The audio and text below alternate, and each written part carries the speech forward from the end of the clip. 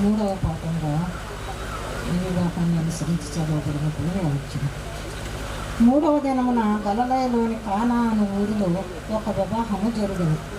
యేసు తల్లి అక్కడ ఉండెను. యేసును ఆయన శిష్యులను ఆ వివాహమునకు పిలువబడేది.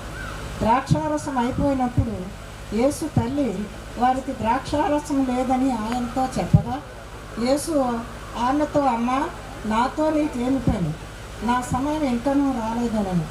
ఆయన తల్లి పరిచారకులను చూచి, ఆయన మీతో చెప్పినది చేయుడనను. యూదుల శుద్ధీకరణాచార ప్రకారము 2-3 తూములు పట్టు 6 రాతి బాణలు అక్కడ ఉంచబడను. యేసు ఆ బాణలు నీళ్లతో నింపుడని వారితో చెప్పగా, వారు వాటిని అంచుల మట్టుకు నింపిరి.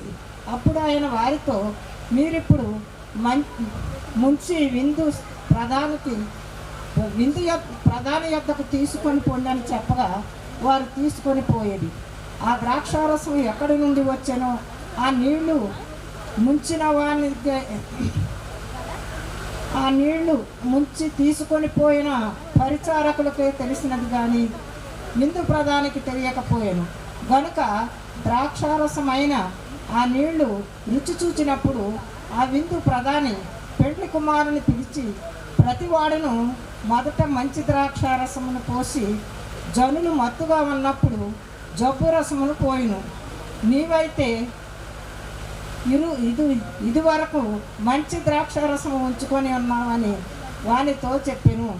గలిలయలోని కానాలో యేసు ఈ మొదటి సూచక్రియ చేసి తన మహిమను బయలుపరచెను. అందువలన ఆయన శిష్యులు ఆయన యందు విశ్వాసం ఉంచిరి.